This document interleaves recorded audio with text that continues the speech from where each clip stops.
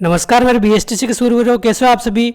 देखिए, बीएसटीसी की अगर बात करें तो राजस्थान जीके के महत्वपूर्ण प्रश्नों का एक और वीडियो आपके लिए मैं लेकर आ गया हूँ। राजस्थान जीके की अगर बात करें जो पिछले एग्जाम जो हुए हैं अपने राजस्थान में, जैसे अपने बीएसटीसी ले लो, पीटीटी ले लो, राजस्थान पुलिस, पटवारी, इन एग्जाम में जो अपने राजस्थान जीके के क्वेश्चन पूछे गए हैं वो क्वेश्चन हम देख रहे हैं। और देखिए, अधिकांश क्वेश्चन अगर आप बीएसटीसी में अगर देखें पिछले एग्जाम अगर, तो देखिए अधिकांश क्वेश्चन यही रिपीट होते हैं। लगभग देख लीजिए 80% क्वेश्चन तो जो अपने पिछले एग्जाम के हैं वही रिपीट हो जाते हैं। तो देखिए, आपको स्मार्ट स्टडी करनी है, कम समय में अधिक नंबर आपको लाने हैं, तो ये क्वेश्चन ज़रूर से ज़रूर देखने चाहिए, क्योंकि राजस्थान जी के काफ़ी लंबा चौड़ा है तो पूरा तो कवर हमारे हो नहीं पाएगा। तो पिछले सालों के अगर क्वेश्चन देख लेंगे तो अधिकांश क्वेश्चन आपको यहीं से एग्जाम में देखने को मिल जाएंगे। तो देखिए, शुरुआत करें अगर पहले क्वेश्चन से। क्या कह रहा है अपना पहला क्वेश्चन, राजपुताना के भौगोलिक क्षेत्र को राजस्थान नाम कब दिया गया? क्या हो जाएगा इसका आंसर? आप भी कमेंट करके बताइए फटाफट से इसका आंसर। देखिए, पिछले वीडियो में हमने बात की थी राजस्थान का एकीकरण अगर बात करें तो 7 चरणों में पूरा हुआ था। 7 चरणों में अपने 18 मार्च 1948 के दिन शुरू होकर अपने 1 नवंबर 1956 तक अपने एकीकरण चला था। जो भी वर्तमान राजस्थान है अपने 1 नवंबर 1956 के दिन बना था। लेकिन देखिए, राजस्थान की बात हो रही है अपने इसमें, तो देखिए जो दूसरा चरण था अपने, दूसरा चरण उसको अपने पूर्वी राजस्थान संघ के नाम से जाना गया था, पूर्वी राजस्थान संघ के नाम से। और दूसरा चरण अपने 25 मार्च 1948 के दिन बना था। तो राजस्थान नाम अपने अगर देखें तो इस दिन ही पहली बार दिया गया था। ऑप्शन थर्ड हो जाएगा इसका करेक्ट आंसर, 25 मार्च 1948। लेकिन देखिए, संवैधानिक दर्जा अगर देखें, राजस्थान शब्द को संवैधानिक दर्जा कब दिया गया? तो जिस दिन अपने संविधान लागू हुआ था अपने 26 जनवरी 1950 के दिन, इस दिन अपने संवैधानिक दर्जा दिया गया। और पहली बार अपने राजस्थान नाम 25 मार्च 1948 हो जाएगा इसका करेक्ट आंसर दूसरे चरण में। अगला क्वेश्चन है, श्रीमती किशोरी देवी किस किसान आंदोलन से संबंध रही हैं? क्या हो जाएगा इसका आंसर? बरड़, सीकर, बिजोलिया, बीकानेर। क्या होगा इसका आंसर? फटाफट से आप आंसर बताइए, करेक्ट आंसर क्या हो जाएगा इसका?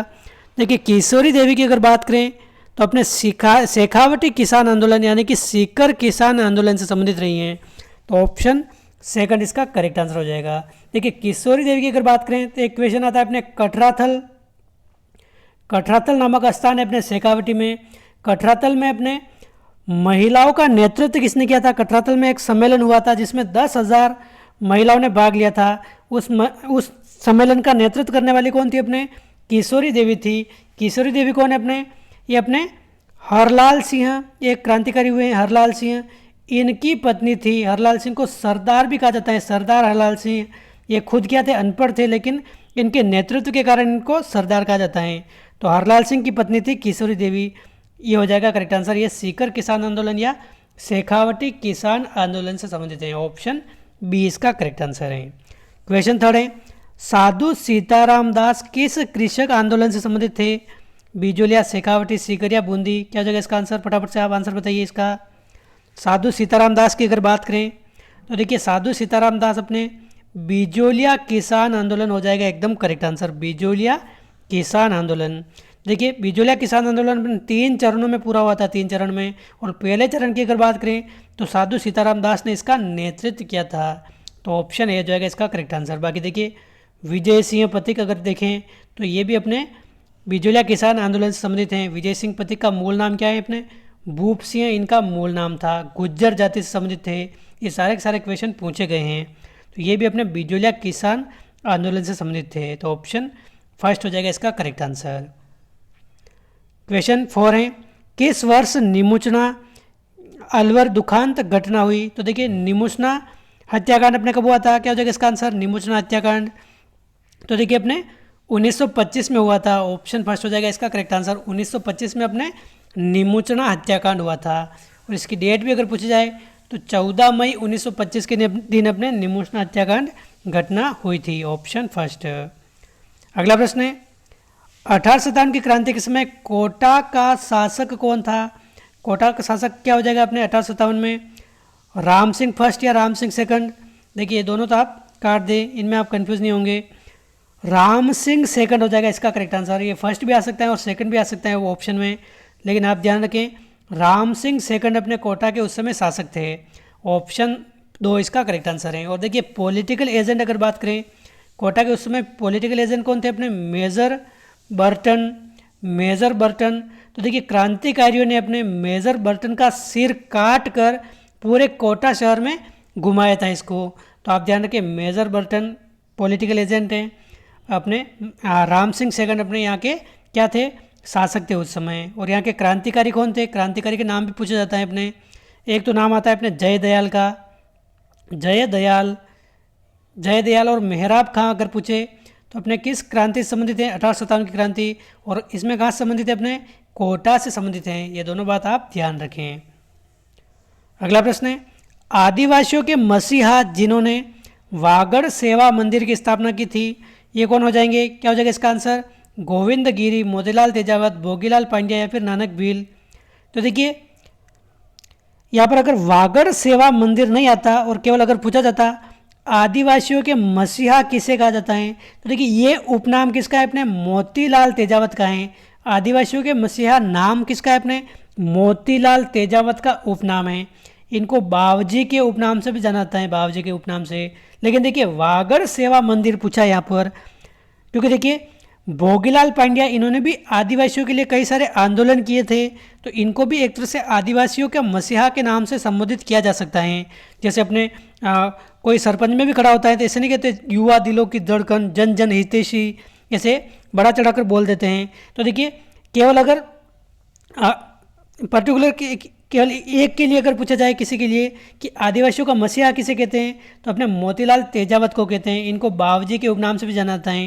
लेकिन ये पूरा अगर पूछा जाए वागड़ सेवा मंदिर की स्थापना किसने की है, तो ये अपने भोगीलाल पांड्या ने किए हैं। ये आप ध्यान रखें, ऑप्शन थर्ड हो जाएगा इसका करेक्ट आंसर। भोगीलाल पांड्या को अपने वागड़ का गांधी भी कहा जाता है। वागड़ का गांधी अगर पूछा जाए किसे कहते हैं, वागड़ का गांधी, तो ये अपने भोगीलाल पांड्या को ही कहा जाता है। जैसे अपने राजस्थान का गांधी किसे कहते हैं, गोकुल भाई भट्ट को कहते हैं। गोकुल भाई भट्ट को राजस्थान का गांधी कहते हैं। उसी प्रकार अपने वागड़ का गांधी अपने भोगीलाल पांड्या को कहते हैं। वागड़ सेवा मंदिर की स्थापना इन्होंने ही की थी, ऑप्शन थर्ड। क्वेश्चन 7 है, राजस्थान में सर्वाधिक प्राचीन उपलब्ध चित्रित ग्रंथ कहाँ से मिले हैं, क्या हो जाएगा इसका आंसर, फटाफट से आप आंसर बताइए। देखिए इनमें अगर देखें तो जैसलमेर भंडार हो जाएगा इसका करेक्ट आंसर, ऑप्शन थर्ड इसका सही आंसर है। जैसलमेर भंडार इसका एकदम सही आंसर है। बाकी ऑप्शन भी आप पढ़ सकते हैं ढंग से। अगला क्वेश्चन है, पशु पक्षियों को किस चित्रकला में विशेष स्थान मिला है, बूंदी, किशनगढ़, नाथद्वारा या फिर अलवर, क्या हो जाएगा इसका आंसर। तो देखिए इसमें आप दो प्रश्न ध्यान रखें, एक तो पशु पक्षी और एक अपने शिकार के दृश्य। ये दोनों काफ़ी बार एग्जाम में पूछे जाते हैं। पशु पक्षी अगर पूछ ले तो अपने क्या है, बूंदी शैली। पशु पक्षियों को अगर पूछे तो बूंदी शैली में विशेष स्थान मिला है। और शिकार को अपने इसका पर्यायवाची आखेट भी कहलाता है शिकार का। तो आखेट या शिकार के सर्वाधिक दृश्य अपने कोटा शैली में चित्रित हुए हैं। तो ये दोनों बात आप ध्यान रखें, हाड़ौती में ही दोनों अपने कोटा, बूंदी, झालावाड़। तो बूंदी शैली अपने हो जाएगा पशु पक्षी और कोटा हो जाएगा अपने क्या, शिकार, आखेट। और देखिए एकमात्र ऐसी शैली है जहाँ पर महिलाओं को भी शिकार करते हुए दिखाया गया है, चित्रित ग्रंथ मिले यहाँ पर। क्वेश्चन 9 है, कौन सा चित्रकार भीलों के चितेरे के रूप में विख्यात हैं, क्या होगा इसका आंसर। तो देखिए सीधा आप ध्यान रखें, इसमें गोवर्धन लाल बाबा हो जाएगा इसका करेक्ट आंसर, ऑप्शन थर्ड इसका सही आंसर है। देखिए 2 से 3 नाम आपको ध्यान रखने हैं, अगर आप ध्यान रख सकते हैं तो। एक तो अगर पूछे भीलों के चितेरे किसे कहा जाता है, तो देखिए भीलों का चितेरा अपना कहा जाता है गोवर्धन लाल बाबा को। एक अगर पूछा जाए भैंसों का चितेरा किसे कहते हैं, ध्यान से देखिए आप इसको, ये काफ़ी बार पूछे जाते हैं। भैंसों का चितेरा अगर पूछे तो ये अपने परमानंद चोयल को कहते हैं, परमानंद चोयल को कहते हैं, परमानंद चोयल को। एक अगर पूछे गांवों का चितेरा किसे कहते हैं, गांवों का चितेरा तो अपने बूर सिंह को कहते हैं, बूर सिंह को गांवों का चितेरा कहते हैं। एक अगर पूछे नीड़ का मतलब क्या होता है, घोंसला। तो देखिए नीड़ का चितेरा किसे कहते हैं, सौभाग्यमल गहलोत को कहते हैं अपने नीड़ का चितेरा। तो ये 4 बातें आप ध्यान रख सकते हैं, अगर आपसे याद रहें ढंग से। नहीं याद रहे तो 2 से 3 बार इनको ढंग से देखिए आप। भीलों का चितेरा अपने कहते हैं गोवर्धन लाल बाबा को, भैंसों का चितेरा अपने कहते हैं परमानंद चोयल को, गांवों का चितेरा अपने कहते हैं बूर सिंह शेखावत को, और नीड़ का चितेरा अपने कहते हैं सौभाग्यमल गहलोत को। तो ये सभी बात आप ध्यान रखें। इसका आंसर क्या हो जाएगा, अपने ऑप्शन थर्ड। अगला प्रश्न है, ब्लू पोएट्री के पर्याय कौन माने जाते हैं, क्या हो जाएगा इसका आंसर, ब्लू पोएट्री के पर्याय। तो देखिए कृपाल सिंह शेखावत को अपने ब्लू पोट्री कला के लिए जाने जाता है। तो के.एस. शेखावत हो जाएगा इसका करेक्ट आंसर, ऑप्शन 4 इसका सही आंसर है। अगला प्रश्न है बणी ठणी चित्रित ग्रंथ किस चित्रकार का है? अमरचंद, पुष्पदत्त, निहाल चंद या डालू? क्या हो जाएगा इसका आंसर? बणी ठणी के बारे में हमने काफ़ी अच्छे से बात की थी पहले भी। तो देखिए मोर ध्वज निहाल चंद ने बनाए हैं, मोर ध्वज निहाल चंद ने, और अपने किशनगढ़ शैली संबंधित हैं, किशनगढ़ शैली से। और देखिए बणी ठनी कौन थी? अपने किशनगढ़ के एक शासक थे अपने सावंत सिंह, सावंत सिंह की ये प्रेमिका थी बणी ठनी। और बणी ठनी को अपने एरिक डिक्सन ने, एरिक डिक्सन नाम के एक व्यक्ति हुए हैं, एरिक डिक्सन ने भारत की मोनालिसा कहा है इसको। बणी ठनी चित्र को अपने भारत की मोनालिसा कहने वाले कौन है? एरिक डिक्सन है। ये बात भी आप ध्यान रखें। और एक प्रश्न पूछा जाता है बणी ठनी के जो नाक में आभूषण है उसको कौन सा आभूषण कहा जाता है? उसका नाम क्या है अपने नाक के आभूषण का? उसका नाम अपने बेसरी है, वेसरी या बेसरी नामक आभूषण पहना है इस चित्र में। तो ये सभी बातें आपको ध्यान रखनी है। किसने बनाया चित्र? मोर ध्वज निहाल चंद ने बनाया है। ऑप्शन 3 हो जाएगा इसका सही आंसर। अगला प्रश्न है डालू नामक चित्रकार किस शैली से संबंधित हैं? क्या हो जाएगा इसका आंसर? डालू नामक चित्रकार। तो देखिए डालू नामक चित्रकार की अगर बात करें, देखिए ये क्वेश्चन अगर बात करें तो आज से 3 साल से पहले तक अगर बात करें, ये 5 से 6 साल तक विभिन्न एग्जाम में, हर दूसरे एग्जाम में पूछा गया था। ये 2018, 19, 20 में ये इतनी बार एग्जाम में पूछा गया था जिसकी कोई हद नहीं है। डालू भाई साहब काफ़ी बार एग्जाम में पूछे गए थे, तो इसका आप ध्यान रखें। डालू अपने कोटा शैली के चित्रकार हैं। ऑप्शन फर्स्ट हो जाएगा इसका करेक्ट आंसर। ये आरएस एग्ज़ाम से लेकर अपने पटवारी या फिर हाई कोर्ट, एलडीसी एग्ज़ाम, हर एग्ज़ाम में पूछा जा चुका है ये। तो देखिए डालू के आप ध्यान रखें, कोटा हो जाएगा इसका करेक्ट आंसर। और देखिए प्रमुख चित्रकार भी अगर आप ध्यान रखना चाहें तो वो रख सकते हैं। एक डालू अगर आ जाए, मुख्य मुख्य अगर बात करें तो ये कोटा है अपने। एक आता है अपने कमला और इलायची, कमला और इलायची ये 2 महिला चित्रकार हैं। ये अपने नाथद्वारा शैली से संबंधित हैं। किससे? अपने नाथद्वारा शैली, कमला और इलायची। इसके अलावा आप ध्यान रखें तो ये रख सकते हैं साहिब दीन की अगर बात करें, साहिब दीन, तो साहिब दीन अपने मेवाड़ शैली का चित्रकार है, मेवाड़ का। इसी प्रकार अगर साहिब राम अगर बात करें, साहिब राम अगर बात करें तो ये अपने जयपुर शैली का चित्रकार था। इसमें आप कंफ्यूज मत होना, राम आ जाए तो राम अपने जयपुर में है और साहिब दीन आ जाए तो अपने मेवाड़ में है। तो ये सभी बातें आप ध्यान रखें। एक तो अपने डालू अपने कोटा हो गया, कमला इलायची अपने नाथद्वारा, साहिब दीन अपने मेवाड़, साहिब राम अपने जयपुर। अभी वर्तमान में अगर बात करें तो साहिब दीन और साहिब राम के बारे में काफ़ी बार पूछा जा रहा है, यह आप ध्यान रखें इस ट्रेंड का। अगला क्वेश्चन है पाबूजी के अनुयायी किस वाद्य यंत्र के साथ फड़ गाते हैं? क्या हो जाएगा इसका आंसर? पाबूजी, तो देखिए रावण हत्था के साथ अपने फड़ का वादन करते हैं। ऑप्शन सेकंड इसका करेक्ट आंसर है। रावण हत्था के साथ ये अपने फड़ का वादन करते हैं। और पाबूजी कौन है? अपने रायका जाति के आराध्य देव हैं। रायका, जिसको रेबारी जाति भी कहा जाता है। ये ऊंट रक्षक देवता भी कहे जाते हैं। इनको प्लेग रक्षक देवता भी कहा जाता है, प्लेग रक्षक देवता। राजस्थान में सबसे पहले ऊंट लाने का श्रेय अपने पाबूजी को ही दिया जाता है। तो ऑप्शन कौन सा सही हो जाएगा? अपने ऑप्शन सेकंड। सांझी पूजन किस में लोकप्रिय हैं? क्या हो जाएगा इसका आंसर? देखिए गए साल अगर बात करें बीएसटीसी का एग्ज़ाम, उससे 2 दिन पहले मैंने आपको एक वीडियो कराया था बीएसटीसी वालों को, 100 क्वेश्चन समथिंग कराए थे। उसमें ये क्वेश्चन मैंने बताया था। तो देखिए बीएसटीसी 2022 में ये क्वेश्चन ही पूछा गया है अब तक। अगर बात करें तो 2022 में ये क्वेश्चन पूछा जा चुका है और बीएसटीसी में ये 3 बार रिपीट हो चुका है अब तक। तो देखिए सांझी पूजन किस में लोकप्रिय है? अपने कुंवारी कन्याओं में लोकप्रिय हैं। और इसमें किसकी पूजा की जाती है? अपने माता पार्वती की पूजा की जाती है। तो ये आप ध्यान रखें, कुंवारी कन्याओं में लोकप्रिय है। अपना ऑप्शन कौन सा सही हो जाएगा? ऑप्शन 4। कागज पर निर्मित चित्र कौन सा है? पाने, कावड़, सांझी या फड़? क्या हो जाएगा इसका आंसर? तो देखिए कागज पर कौन सा निर्मित है? अपने देखिए कावड़ की अगर बात करें तो ये तो अपने लकड़ी पर निर्मित हैं, लकड़ी के द्वारा बनाए जाते हैं ये। फड़ की अगर बात करें तो अपने कपड़े पर बनाए जाते हैं। श्री कृष्ण की जो अपने लीला है उसको फड़, सॉरी नहीं, श्री कृष्ण की लीला तो अपने क्या है पिछवाई चित्रण है, वो नहीं। अपने फड़ अपने विभिन्न देवी देवता या फिर धार्मिक जो आख्यान होते हैं उनके कपड़े के ऊपर उनका एक तरह से चित्रण किया जाता है, लिखा जाता है, उसको बोलते हैं फड़। साजी अपने गोबर और मिट्टी से बनाई जाती हैं, तो ये भी नहीं। अपने कागज हो जाएगा अपने क्या? पाने अपने कागज से निर्मित होते हैं। ऑप्शन फर्स्ट इसका करेक्ट आंसर हो जाएगा।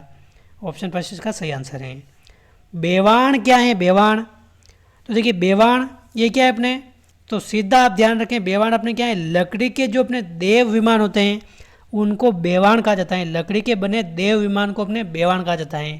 देखिए लकड़ी से निर्मित जो सिंहासन होते हैं, जैसे अपने जल जुलनी जो 11 होती हैं, उस दिन अपने क्या होते हैं, गांव में एक सवारी निकालते हैं, लकड़ी से निर्मित सिंहासन जिस पर क्या होते हैं, ठाकुर जी की मूर्ति स्थापित करते हैं, श्रृंगार करके उनको बैठाया जाता है, उनको क्या कहते हैं, अपने बेवाण कहते हैं।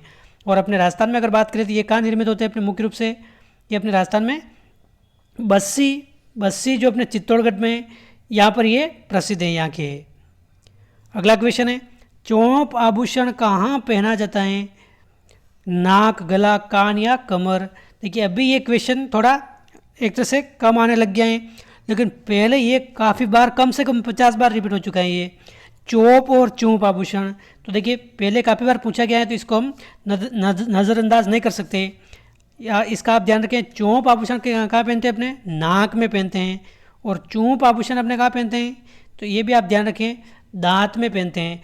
चुप किससे रखते हैं, अपने मुंह से चुप रखते हैं, चुप हो जाए एकदम, अपने दांत के ऊपर ऐसे अंगुली रखते हैं। तो देखिए चौंप आप ध्यान रखें दांत में, और चौंप अपने नाक में, ये ऐसे आप ध्यान रख सकते हैं। तो ऑप्शन फर्स्ट इसका सही आंसर है। किस आभूषण का संबंध नाक से नहीं है, नथ नाक में पहनते हैं, नेवणी, बारी या लौंग। देखिए लौंग नाक में पहनते हैं, बारी नाक में पहनते हैं, लेकिन देखिए नेवणी, और कहीं कहीं इसको नेवरी भी लिखा हुआ मिलता है, नेवरी अपने नाक का आभूषण नहीं है, नेवरी अपने पाँव का आभूषण है। कहाँ का, पाँव का आभूषण है। तो ये आप ध्यान रखें, ये अपने नाक का आभूषण नहीं है। तो ऑप्शन सेकंड इसका करेक्ट आंसर है। देखिए हर एक क्वेश्चन को मैं आपको पूरी डिटेल से बता रहा हूँ, ताकि इनसे संबंधित कोई भी क्वेश्चन आ जाए तो आपके गलत नहीं हो।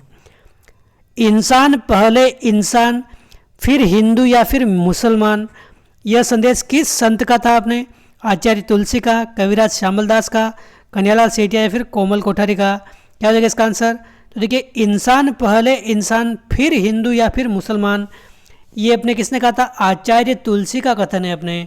और देखिए आचार्य तुलसी के बारे में एक क्वेश्चन पूछा जाता है राजस्थान में, या फिर यूँ कहें कि अपने समूल भारत में अगर देखें तो अणुव्रत आंदोलन का सूत्रपात किसने किया था, कौन सा आंदोलन, अणुव्रत आंदोलन।